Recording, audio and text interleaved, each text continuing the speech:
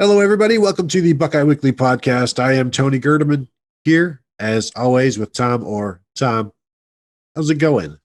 Tony, it's great. We are now T minus 3 days till the start of Ohio State football camp, if I have done the math correctly. I do countdowns a lot. You'd think I'd be better at it by now. But yes, T minus 3 days till the start of Ohio State football camp. It is really getting here. I think the next time we do a show, it might be like post Ohio State football camp first day, perhaps. Maybe some player interviews. It's starting to get real. Yeah, you mentioned your countdown. Like, you are Ron Burgundy with the countdown. You don't know off the top of your head.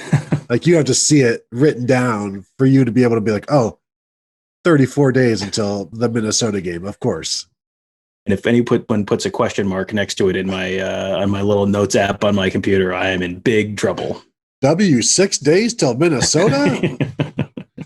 Anyway, so on Thursday, we did our 10 things we're looking forward to seeing or watching for on offense and camp for Ohio State.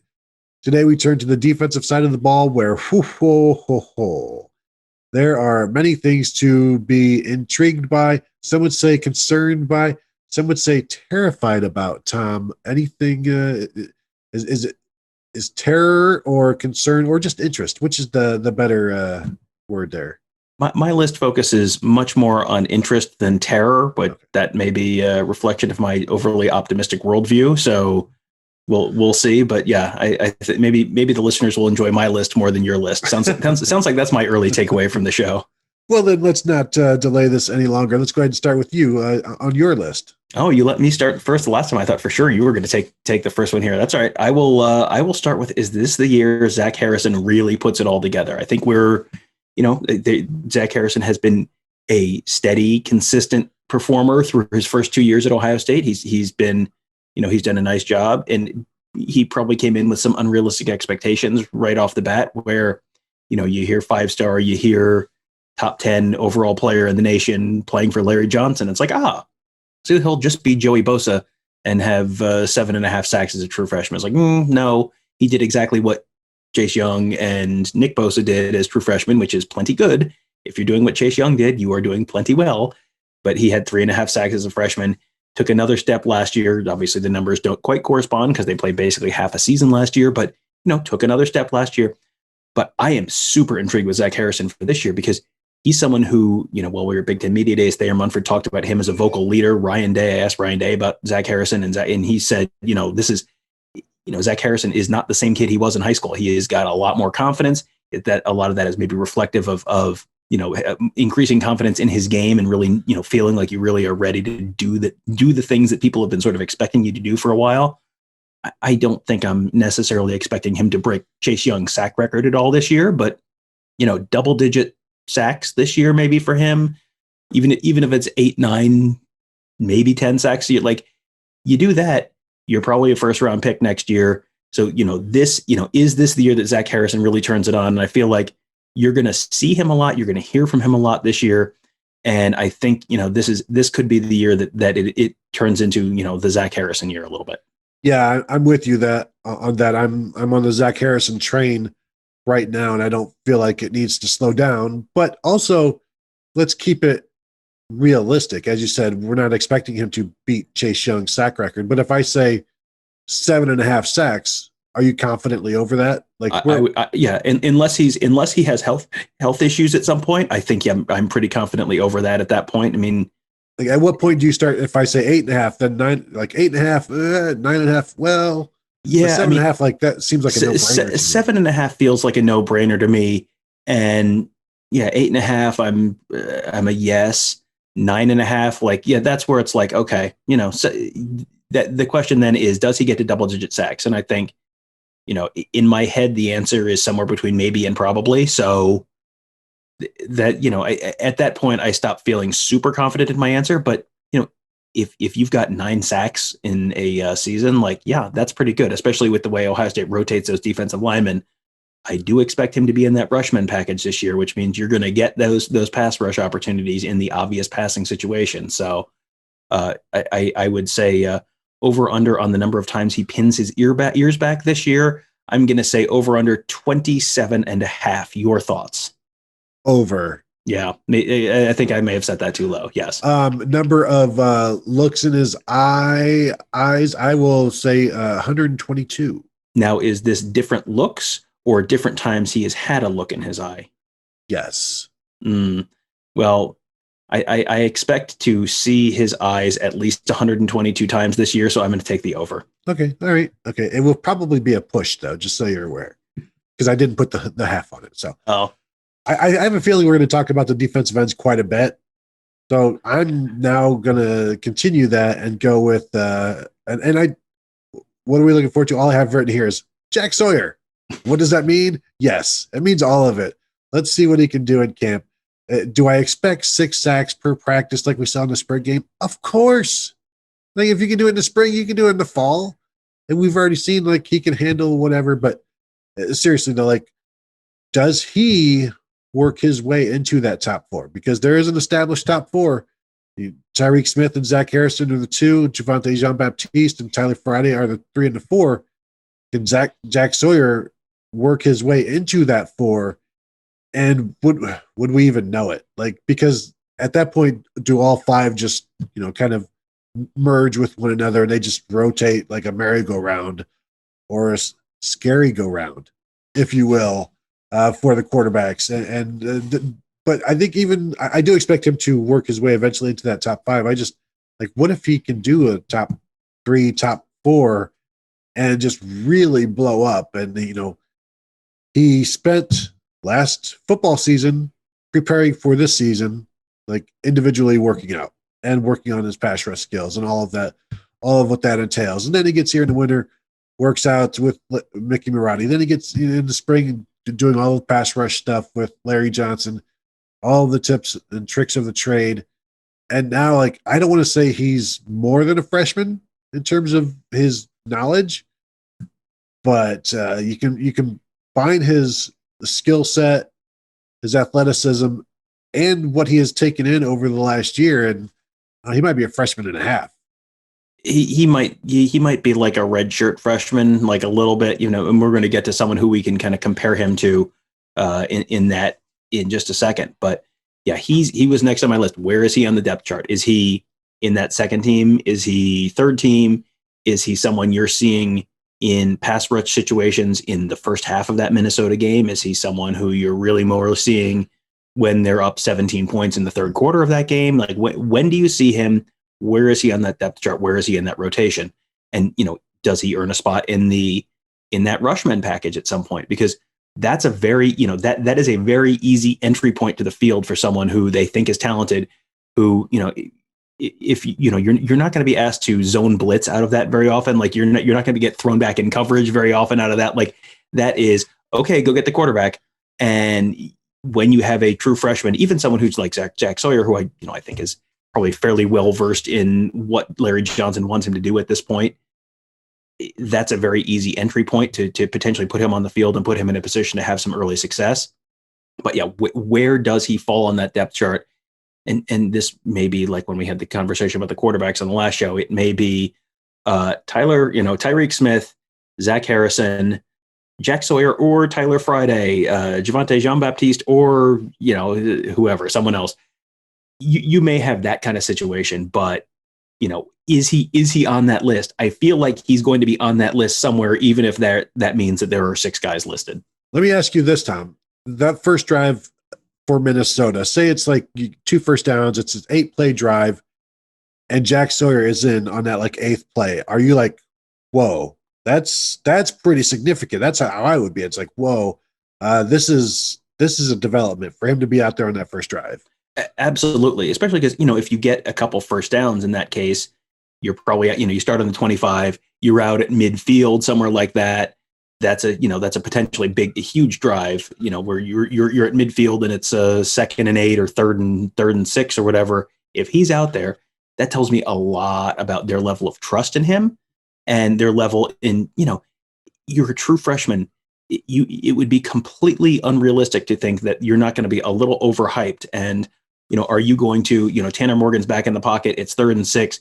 He throws the ball. And he's like, well, he's right there. I'm just going to drill him. I can't wait to drill someone. And then it's 15 yards. Like that's a position that's just begging for a freshman to make a freshman mistake. And it's like, you couldn't even be mad because it's like, well, he's a true freshman in his first game. Like, what did you expect him to do?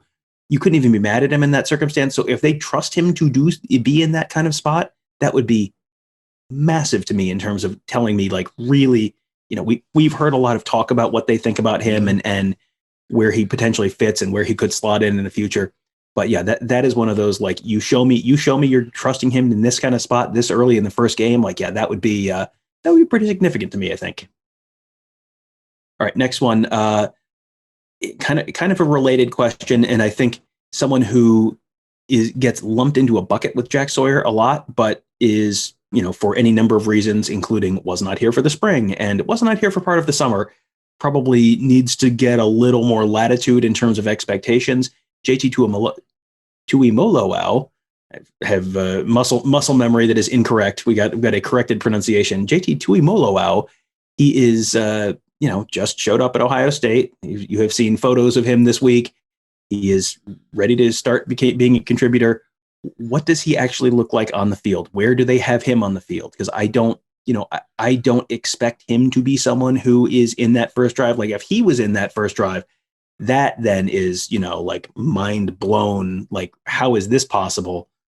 I don't think that's realistic. And that's not reflective of his overall abilities or, how quickly he's going to pick up the defense or anything like that. He's just 8 months behind Jack Sawyer because Jack Sawyer was here in January and probably was talking to Larry Johnson to a certain degree before that because he's local and has been around the program a whole bunch and was committed a lot. And, that is totally fair for Jack Sawyer, who was local, has been committed for years, was in for the spring, to be a little ahead of the guy who had not been to Columbus until June this year. Like, that is an okay thing. That is not a long-term indictment of Tui Moloao or anything, and anything about his future game.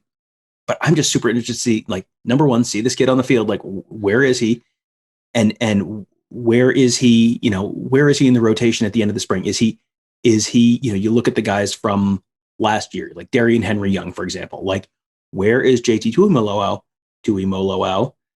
in relation to Darian Henry Young, for example, or some of the, pick whatever defensive end you want from last year's class. Is he in with those guys? Is he behind those guys? Is he ahead of those guys coming out of fall camp? Is he someone who we don't really see until the fourth quarter of a game where they're up by 24 points? Like, or is he someone who you see earlier than that?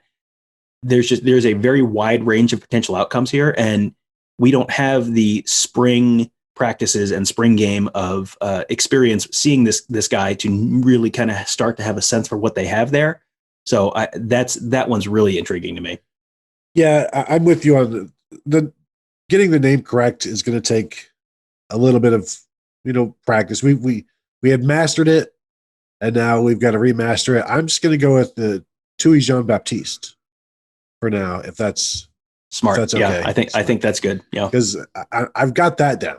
Now, I'm also, of course, I wrote down Tui Moloao as well, but I want to hear what his teammates have to say.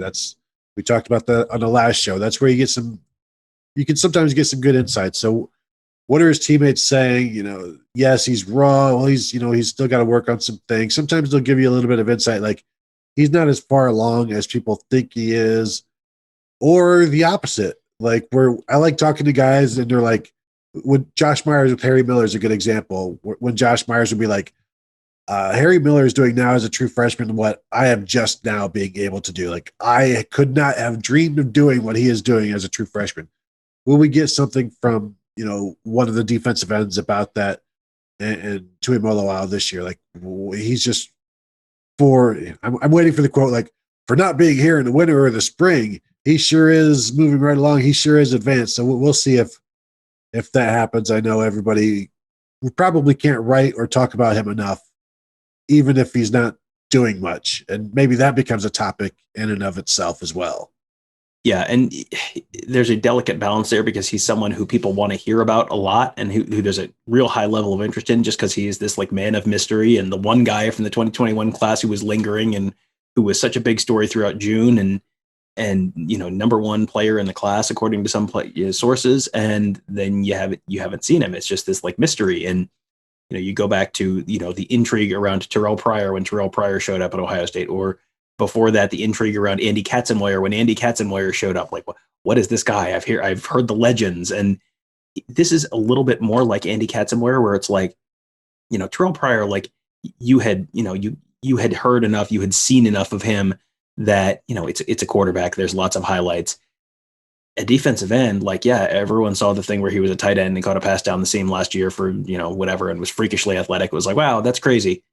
You've just seen these like glimpses. It's almost more of this, like, the prehistoric mid 90s kind of recruitment where it's like these guys kind of show up as a little bit of a mystery. He's a little bit more like that because he's not local. He's not, he did not play a like real glamour position where it's, here's his seven, the Cameron Martinez 10-minute nothing but touchdowns highlight reel. Like that, you don't have that with Tui Moloao. So I think he's kind of, extra intriguing for that reason. And just do yourselves a favor, do him a favor. Just keep in mind, like, it wasn't even for the spring, just now getting into the strength program. If he doesn't play for the first 3 quarters of the Minnesota game, do not necessarily write him off as a bust for his career. And, I can't believe you guys made such a big deal. Like, let's just be patient. Let Larry Johnson cook and, see where things are middle of the season, end of the season, next spring. Trust the process, if you will. I think I've heard that somewhere. Yeah, that's not bad. That's a good one. Let's write that one down. All right. My turn? Yes. It is. I was telling you it was my turn. I was just trying to be polite about it. Anyway, I'm going to venture into the terror aspect of the show, which would be the secondary. Will there be musical chairs at free safety, or does Josh Proctor hold it down for the entire camp? If he holds it down for the entire camp, that's huge. If there are practices where now Bryson Shaw is the number one, now Court Williams, or now it's Lathan Ransom, and they've had to move some people around. Oh, here, you still got Marcus Hooker. They're trying him again. Marcus Williamson is moving back there now. If there is, I'd say if there's more than one guy running with the ones consistently at free safety, that's a concern to me because they need Josh Proctor to lock that down. And if it's not him, then obviously it has to be somebody. But they need somebody. We talked about it at this time last year. You need Jordan Fuller. You need somebody that is just that solid last line of defense, because if you don't have it, things are going to go bad. And we saw they didn't have it and things went bad. So if Josh Proctor isn't the answer in camp and they're trying other things, that's going to be scary. That's going to tell me they're going to be looking for an answer well into September, well into October, possibly well into January. It's interesting because you go back to the last 3 years of Ohio State football and you've had like the agony and the ecstasy of free safety play. Like 2018, there was an awful lot of long, they gave an awful lot of, 80-yard touchdowns and all that in 2018. And then 2019, it was like Jordan Fuller just had it. It was great. Everything was fine. No problems at all. And then you go back to 2020 and it was just like, oh no. Oh, someone said Candyman 3 times. That's no good. So yeah, if that is definitely one of those, like, don't listen to what the coaches are saying. Look at what they're doing. If they trust Josh Proctor, then that is probably a very good indication. If they don't trust Josh Proctor, buckle up. It may be another one of those years. So yeah, I that's a very good one. I had that framed as, where is Court Williams? Do they feel like they need to put Court Williams there? And if they do, is that a reflection of that's where they view Court Williams as a long-term solution? Or is that Court Williams may have to be this year's solution? Because those tell me very different things. All right, next one for me, I'm going back up front. Tehran Vincent. Like, this is kind of the year for Tehran Vincent. He had 2018 came in, true freshman, had a sack in the Big Ten championship game against Northwestern. It was like, okay, 5-star, number 1 defensive tackle in the country. Here we go. Start him. Here we come. And then he was hurt and missed all of 2019 with a shoulder injury. And then 2020 came back late, was okay. He was good. He came along kind of throughout the course of the year, but wasn't someone they were necessarily really leaning on because you had pretty good talent on the inside of that line. This feels like a little bit of a contract year for Tehran Vincent. Can he live up to the billing from 2000, when he was a recruit in 2017, 18? Can he, finally capitalize on that? Because you're missing some guys inside. I think nose is probably more of a concern than 3-tech this year, but there is an opportunity there. He finally seems healthy. Is this the year he can put it all together and then potentially be a first round type draft pick, in next April? I will piggyback off that and talk about that while discussing my next one, which is what happens at nose tackle. And is that Tehran Vincent? Is Tehran Vincent, and is he playing next to Haskell Garrett? Can we see that? And then that would give them a very dynamic starting lineup. But what does that, do they decide to do that? So that's kind of where I am. I'm wondering if that's what it's going to be. And we've talked to the players and they said anybody can play anywhere. And that's what they always say. And the receivers say that. And the only people who don't say that is quarterback. But let's see what's going on in practice. And has Tehran Vincent made that move, or has Haskell Garrett made that move? It would be strange to move a guy who just had an All-American season, but stranger things have happened. And then, Antoine Jackson was somebody that Ryan Day kept bringing up, and Larry Johnson has brought him up. Said it here in the past and written about it, how Larry Johnson said Antoine Jackson brings more pass rush to the nose tackle than Tommy Togiai did. And you're like, but Tommy Togiai, I saw him have 3 sacks in the game. Aha, those were the only 3 sacks he had on the season. So maybe he's not that. Maybe he's not even that good, Tom. You just think about that for a minute. But so where's Jerron Cage in there? He's a 5th-year guy now. He's got the experience. Ryan Day said that he feels a lot better about the interior right now compared to where they were last year. And last year, we talked about what are they going to do, and then that first game, we were like, "Holy crap, this is a strength!" Like if this is Haskell Garrett, then this is a strength because Tommy Togiai was fine, and then it became even more. But this year, I think they're deeper. Whereas Taya Hamilton as well? Is he knows? Is he a 3-tech?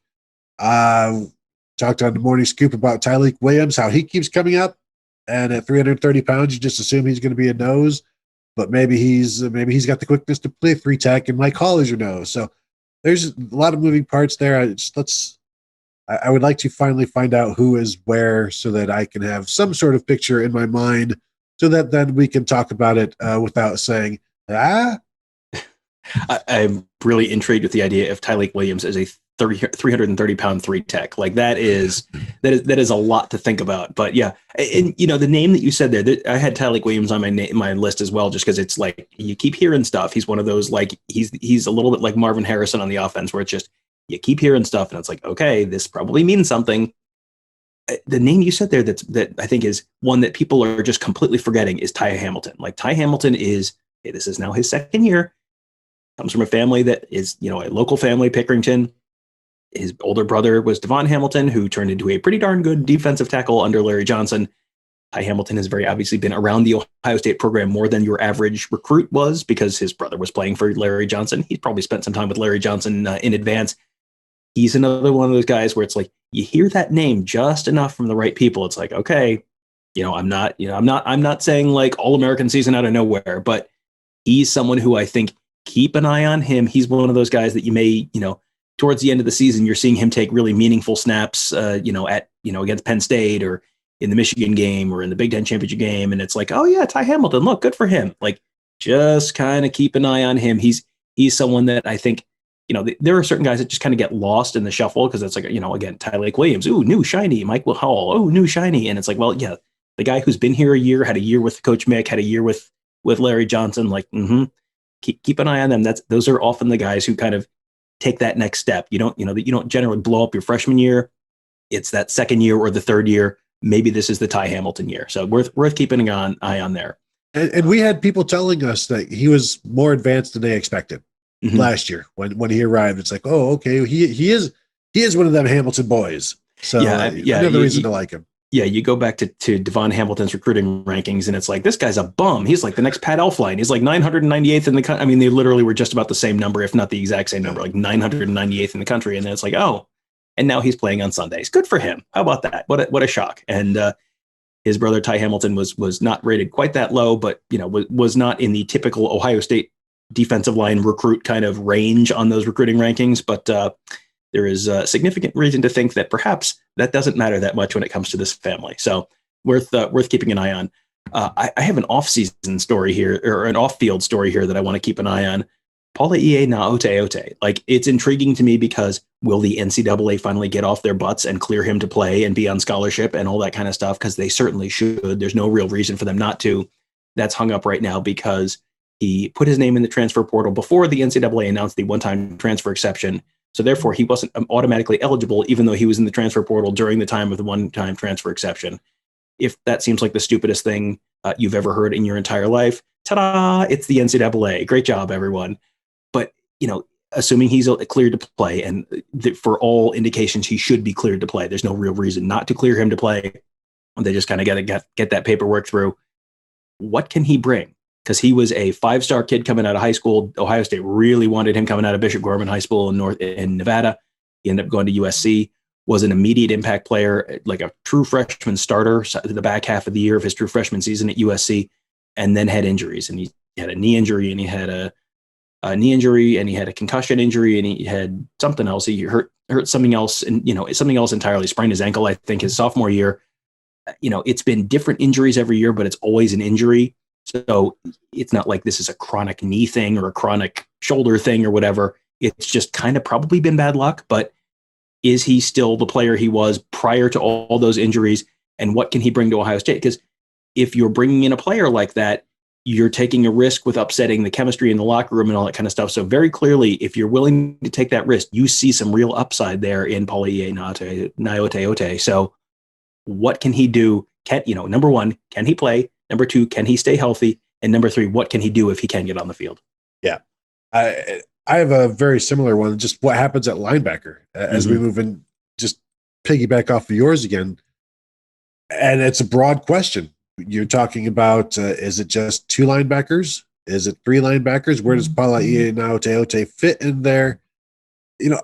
What I feel good about with him is that it's not the same injury. It's not 2 knee injuries.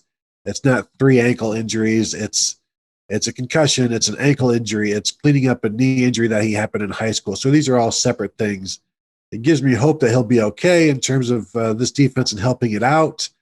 I don't know what that means for this year in his spot there, because you're talking about 3 guys who are seniors now, and now you're bringing in another guy from that same class. So you basically have 4 fourth-year guys, and for 2 spots, is that where we are right now with just the Will and the Mike, and that's a crowded room, and you've got young guys who, Cody Simon has been getting plenty of run in terms of a guy to keep an eye on. So just the linebacker room overall, what does it look like? And does the Sam make a reappearance? And will Al Washington tell us anything? Because sometimes he's pretty good about telling us absolutely nothing. Certainly when we ask him, hey, what's your 2 deep? What's your depth chart looking like? He's like, I don't know. I've never heard of a depth chart. What is that? I don't even know what that means. 2 deep. What are you talking about? Like the swimming pool? Am I 2 deep? So he plays it very coy with regards to what is going on at his position. So I don't know what kind of information we will get from him. It's where you have to ask the linebackers themselves. So you playing any Sam lately? And they'll be like, oh yeah. And then oh, hey, the Sam is back. Or like, no, just mainly at Mike and Will. Well, who else is with you? And if you're the Mike, like, who's on both sides of you? Say, like, who's on your left? And then say, who's on your right? And what's going on there? And we kind of just have to piece stuff together by talking to different people, because some people don't want to give us any of the answers that we're looking for. Who likes hanging out and closest to the tight ends? Who doesn't like them very much? Who likes like a lot of space? Like, is there anyone who's like claustrophobic and really wants to be in that field side of that field like that? Or do you have an agoraphobic who's like boundary side for me? Like, yeah, these are the questions we have to ask. And when we say who's claustrophobic, you know what they say? That's a HIPAA violation. I can't tell you. So true. The challenges we face. Does anybody have a tougher job than we do? I can't imagine they possibly do. We happen to make it look easy, which is, both a blessing and a curse. Yes. Next question to me. And this maybe file this under terror. I don't know. How does Cam Brown look? Like, Ohio State, if Cam Brown is back to being Cam Brown, that is real good news in terms of the cornerback room. Cam Brown is coming back off of an Achilles injury. Achilles injuries can be difficult / messy for guys coming, who are in a position where you've got to have quick change of direction, hurt your explosiveness. Like, what does he look like? Because we have, you have seen Tough Borland try and come back off of that. You've seen Justin Hilliard try and come back off of that. You've seen Master Teague try and come back off of this. Now it's Cam Brown. What does Cam Brown look like this camp? How confident are they that Cam Brown is definitely the guy who's going to be opposite Sevyn Banks in the first pair of cornerbacks there? And that's kind of a two-parter, because how confident are they that Cam Brown is going to be that guy? And also, how does Cam Brown look? Because that could be, well, he looks great, and that's, everything is great, and he's clearly, one of the number one guys. Or it could be, well, we don't have anyone else, so he's the number one guy for now. Because, that answer could go one of two different ways. But if Cam Brown looks like Cam Brown before the injury and is, ready to, kind of take that, typical Ohio State cornerback third year, fourth year kind of leap, that's that would be a monster thing for them to have in terms of feeling more confident. And Ryan Day at Big Ten Media Days said he was feeling much more confident probably than he expected in the defensive backfield, like feeling better than he thought about the defensive backfield. So, I guess that's probably a good indication either about Cam Brown or someone else who's playing in Cam Brown's spot.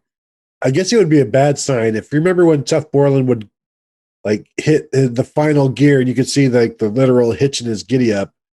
If you then see the same thing in Cam Brown as he's turning and running and trying to cover somebody, if you see the Achilles leg where it's just hey, you don't quite have it, but yet he's still starting because nobody else is any better. So Tom, that is pretty terrifying. I'm sure everybody thanks you for bringing it up, but that was also my number 4. Is Cam Brown healthy? What does it look like? So I will go. I'm while we're in the realm of horror and terror, let's stay in the secondary. Can Lathan Ransom hold up? I know Ryan Day loves him, but this is a safety, and you're asking him to be a slot corner cover safety where you have to cover these slot guys, and you have to be very good at it. And we've seen times when there have been some guys who haven't been very good at it, and it hurts the defense as a whole, and it creates a gap in responsibilities all up and down the secondary. So you have high hopes for him because the way people talk about him, but you're still asking somebody who's 6'1", 205 pounds to cover all manners of different receivers, be it tight ends or the 5'9", 180-pound slot guy. And can he hold up there? And can he do that? And then help out against the run? So I think he'll be okay. But, as we get into camp, because Tom, we saw, and this wasn't Lathan Ransom's fault, but we saw a lot of slot receivers running free in the spring game. And we've seen it in spring practice. And, maybe that's a product of Ohio State's offense. But if you see it again in camp and it's Lathan Ransom, you see number 12 chasing a lot. Mm-hmm. That's, be it in the end zone or wherever, that's not going to be a good sign. And yes, iron sharpens iron, and Ohio State has more iron in the slot than most. But, he's got to be the guy. Or if he's not, we've seen too many guys fail last year trying to do it as well. Yeah, that is the good news, bad news of the spring game, where it's Emeka Egbuka had 12 catches for 100 and whatever yards. And it was wow, that's incredible wait, who was covering him? Oh, wait, that's potentially not as good news that a true freshman walked down to campus and immediately had a blow up career day in the spring game. So yeah, that definitely has to be a concern. And you feel like they had him on the field in the national championship game. They had him on the field against Clemson as a true freshman. Another spring of experience, that is a very clear indication that they have a lot of faith in him.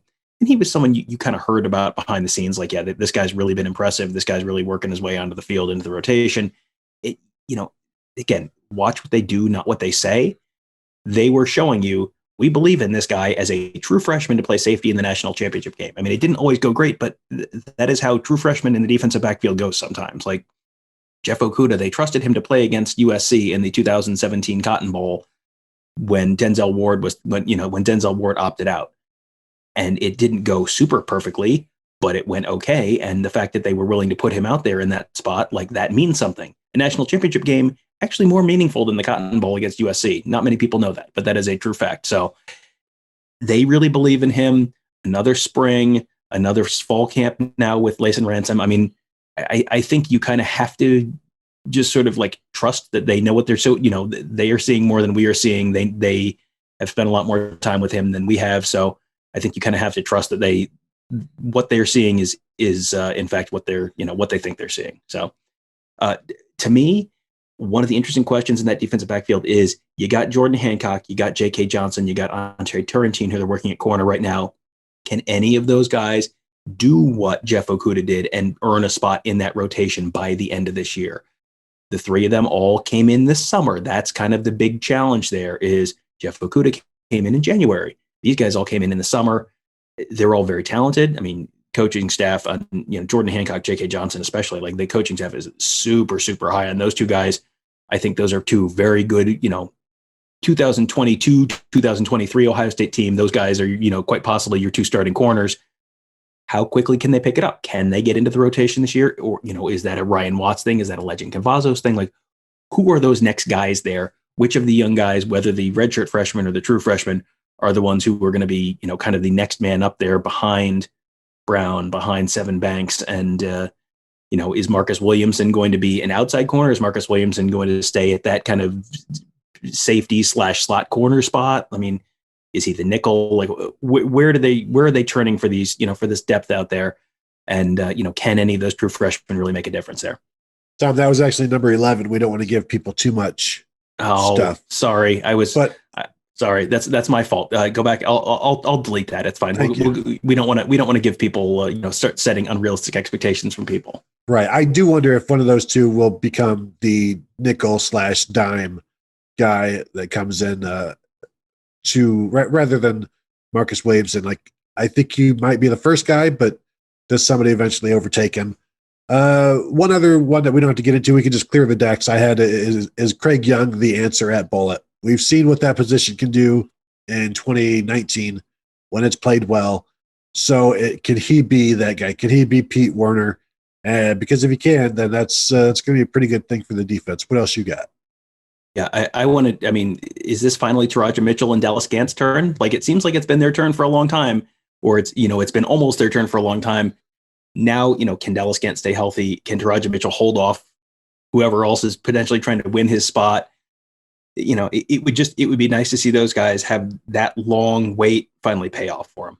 Yeah, I agree. So that will do it for today's episode, where we looked at all of the reasons that you should not be concerned about the Ohio State defense, because everything is going to be just fine. So I want to thank you all for listening and watching. Reminder, do check out BuckeyeScoop.com.